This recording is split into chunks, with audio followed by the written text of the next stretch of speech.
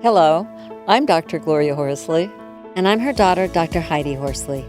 Heidi and I want to welcome you to Open to Hope Conversations, the podcast. We believe that the greatest gift you can give yourself after a loss is hope, using this moment to connect with others who have not only survived but thrived. So let's get started.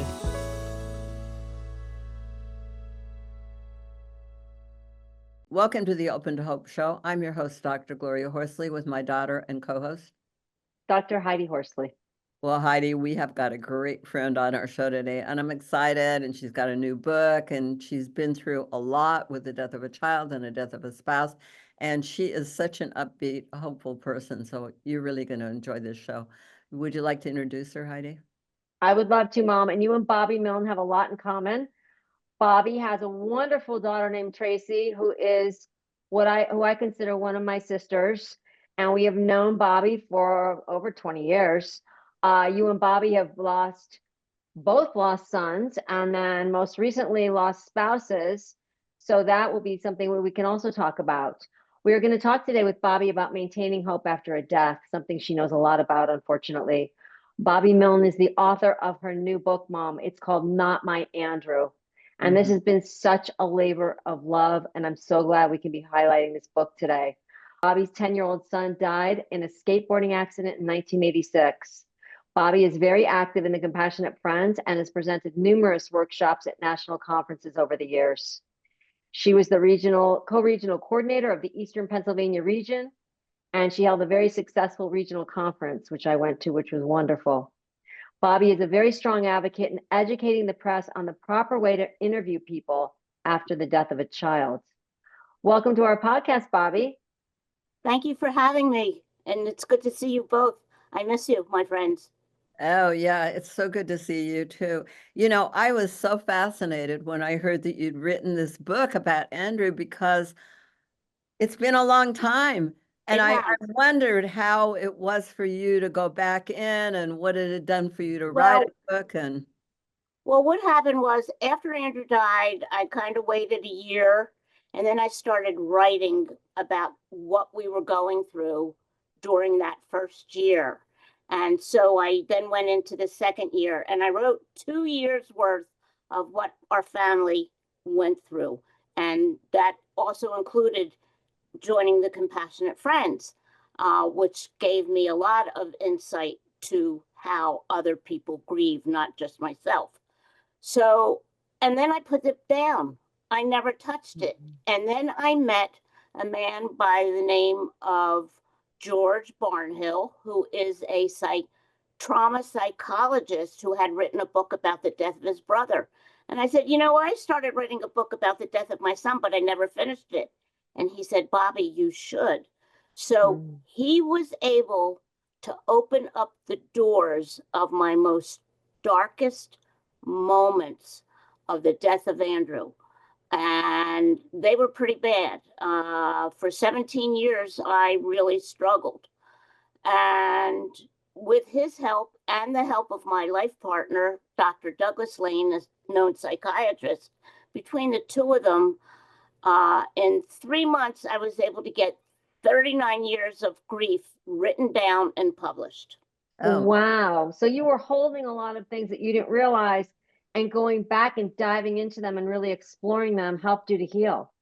Exactly. I mean, they helped me open up doors that I had locked, and they unlocked them, and they brought me up from what I call the cellar into the sunlight, realizing that I had been holding on to these emotions and these feelings, and that there wasn't any hatred, because I did go and tell the woman who killed Andrew that I forgave her and that I felt bad for her because she had to live with it.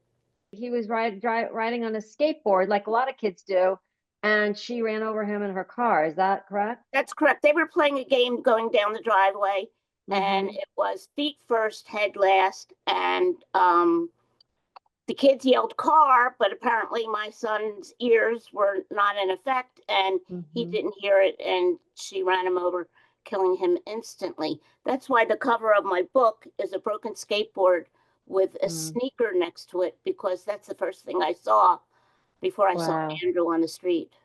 Wow. Now, do you actually approach the woman now after all these years? I don't see her anymore because she still lives in Yardley and I am now a full-time Florida resident. But before, when my husband Denny was alive and we decided to move permanently to Florida, I went around the street and knocked on her door and I said, I'm here to let you know that I've forgiven you, that my family has moved on. We have a very great support group that has helped us, the Compassionate Friends, and that I don't know how you're living. I told her I didn't know how she was living because I, as a mother, a parent, a person, couldn't imagine killing somebody else's child. What did she say, curiously enough? How She did started to cry and she said, thank you for forgiving me. You have no idea how much this means to me. Oh my gosh, that is such a sweet story because, as you know, we've been involved in Compassionate Friends too, and I see one of the biggest barriers for people is lack of forgiveness. Exactly. And I think, sometimes it's to yourself.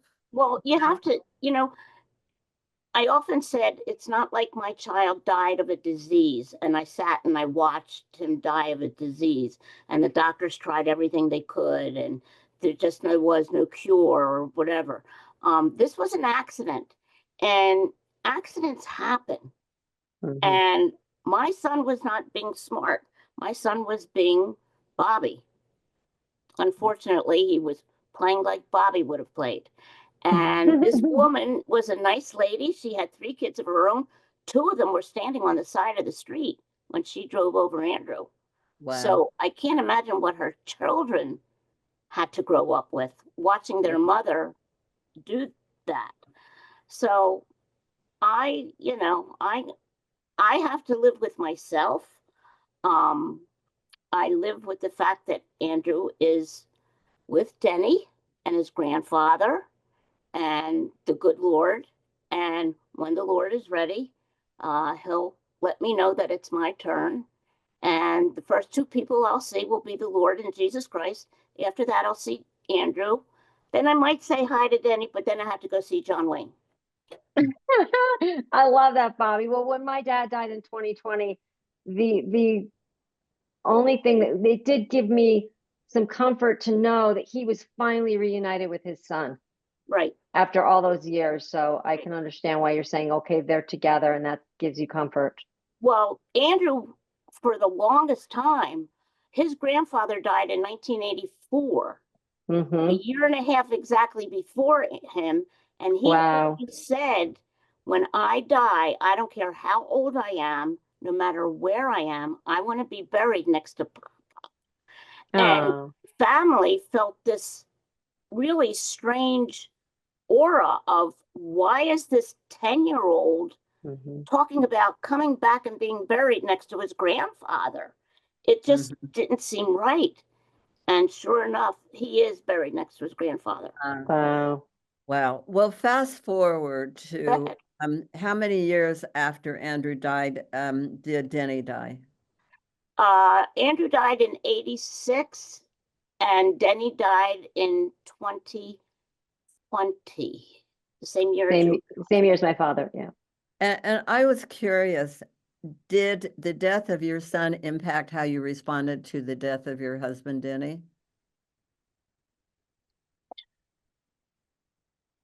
In a way, the death of my son was an accident. Denny died of a disease. He had a stroke.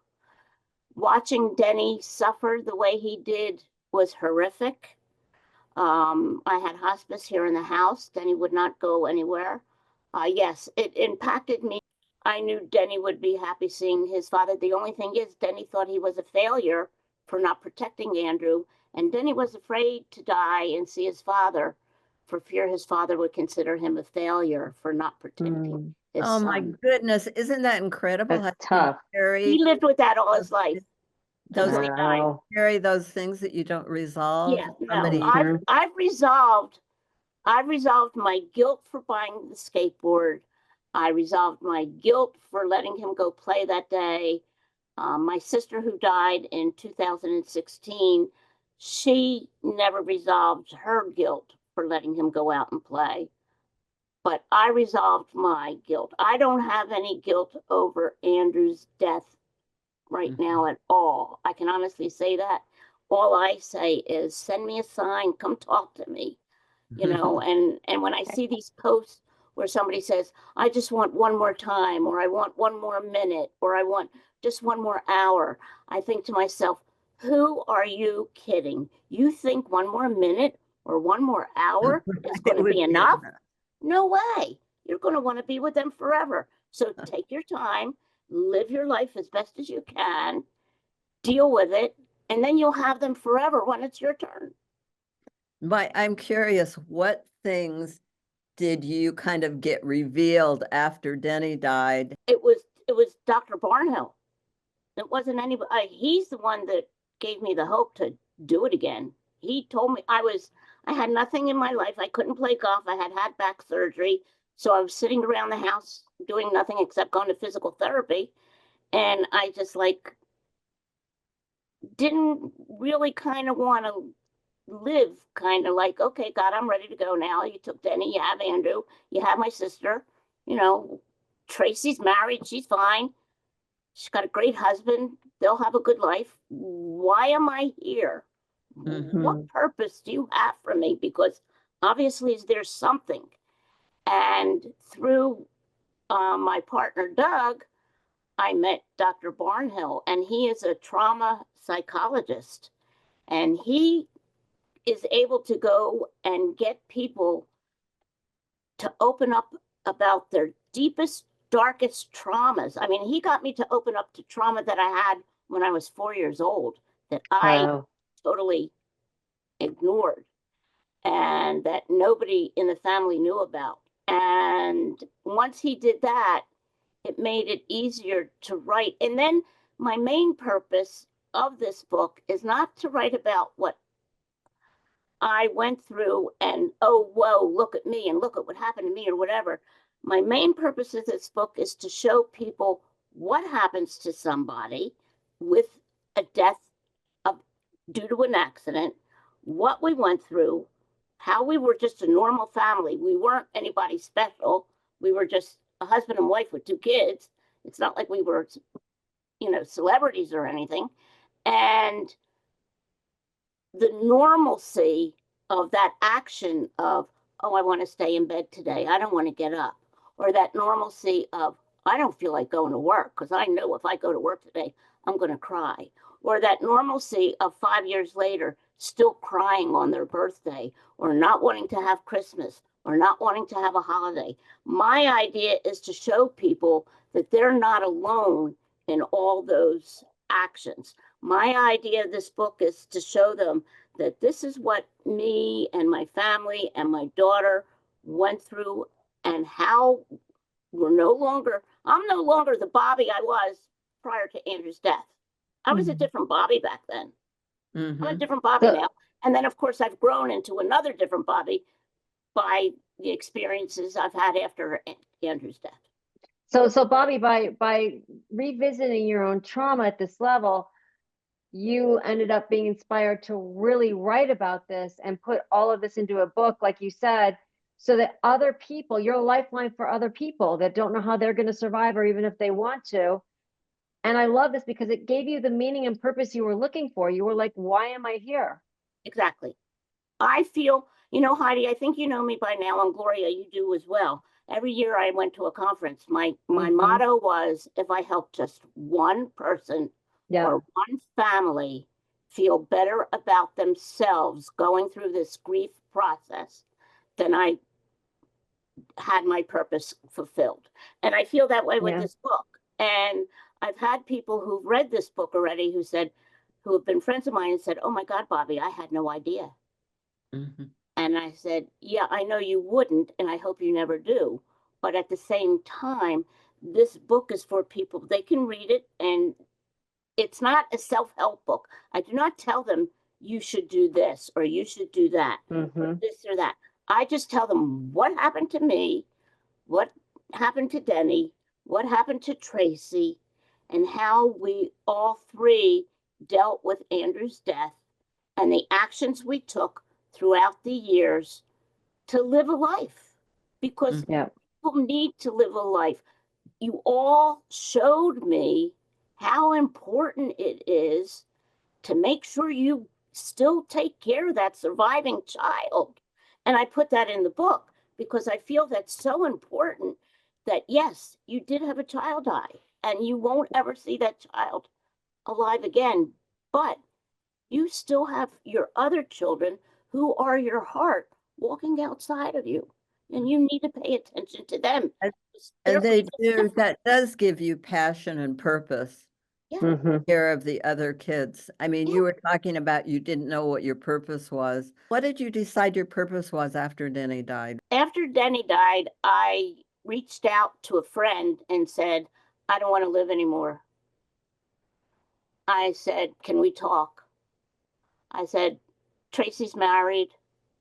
She's got a great husband, 2 stepdaughters. They're totally in love. They're going to have a good life. I've got nothing.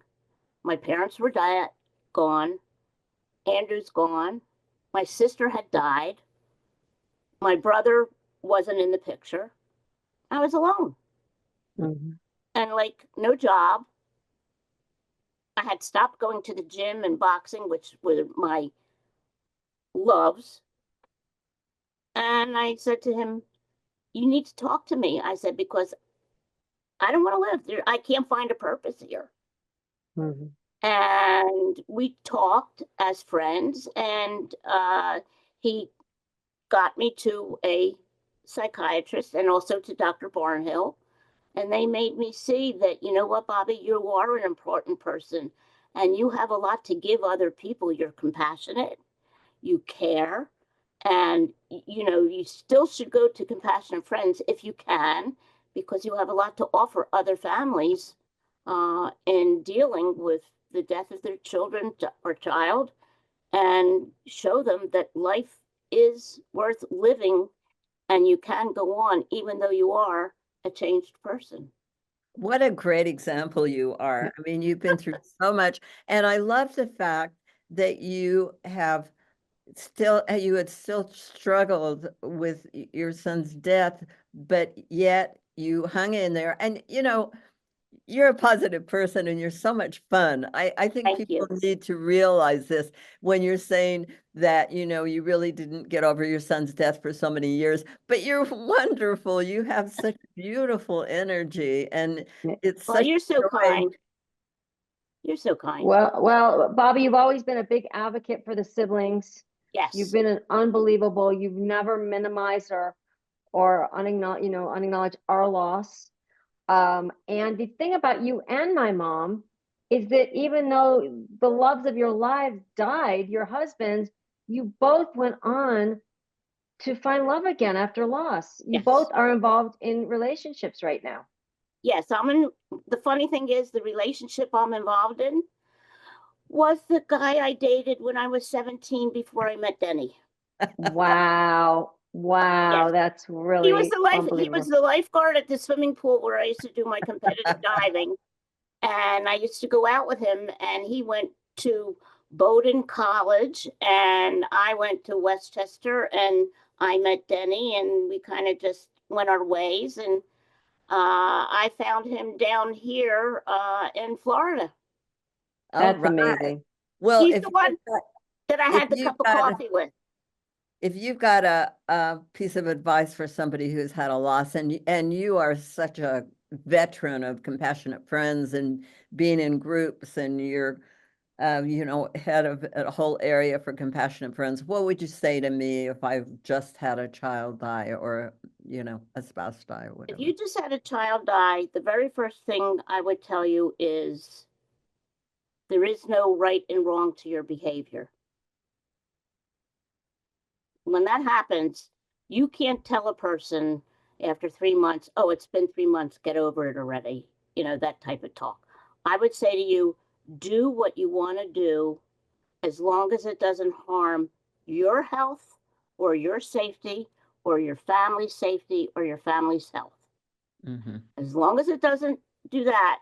Do whatever you want to do, because it takes over 2 years to get over the shock. We all know the first year you're still numb and in shock, and then the second year all reality sets in and you go, boom, Right. oh my God, look what happened. My child died. Now what do I do? And it's already been 2 years. So I tell people 1 minute at a time, 1 hour at a time, 1 day at a time. If you don't feel like doing something, don't do it. And be honest with people about your feelings. I think that's the most important thing, is to tell people and say, look, I just don't feel like going out to lunch today. I am still crying over the death of my child. Call me another day and Right. be honest about it. So I love it. And all this advice is not only the death of a child, but also the death of a spouse. That's Oh, such yeah. great advice. Or a sibling. Hold on a second. My sister Mhm. died in 2016. Right And after Tracy got married, and I sat with her for 4.5 years going through ovarian Gill. cancer treatment. And she's my younger sister. I missed that 5 o'clock phone call I used to get from her every day. So now Tracy does it in her place. I get a 5 o'clock check-in from Tracy like I used to from my sister. I love that. And I your get sister was geraniums on Mother's Day from Tracy, because Andrew used to give me a geranium every Mother's Day. So there's ways to keep them alive with traditions that they might have done for you, and not be sad about it. It warms your heart. You feel the love, and that means they're still here. And so it's not just who they are, it's who you are and Mhm. how you perceive yourself in the relationship with that other person. Mhm. Yeah. Well, Bobbi, tell people again about your book and how they can get a hold of it. Okay, my book is titled Not My Andrew, because of the fact I got the title because when I saw him on the street, I Mhm. laid there on my knees and kept screaming, not my Andrew. Please, God, not my Andrew, not my Andrew, not my Andrew. So that's the title of the book. It's not long. It's like 77 pages. It's a short read. It is in chapters and it is chronological, and there's poetry in it that Tracy wrote. And one of the poems that somebody really liked was the one that she wrote to her father, because she felt her father was forgetting about her because he was grieving for Andrew. So that was really poignant. And it's on Amazon. And All you can right. get it in 3 formats: Kindle, paperback, or hardback. And I do not get any of the proceeds. All proceeds are going to the scholarship at Lake Forest University in Andrew's name. It's the Andrew G. Milne Memorial Golf Scholarship, started back in 1986. Well, thank you so much. And thank you for doing everything you're doing in Andrew's name and all the wonderful work that Well, you do thank you. with Passionate Friends. Thank you for being my friend. That's more important to me. The fact that you and I share this friendship. Well, you know, Bobbi, when you've had children and siblings die, that levels the playing field. Nothing else matters. And we love you so much. And we love Thank you. all the people that we've met that have had such great loss and adversity. You know, Tracy is my sister, and we can't say enough about you. We love you. I love you both. We want to thank everybody for joining us on this show today. And Heidi and I always want to remind you, if you've lost hope, please lean on ours until you find your own, and God bless.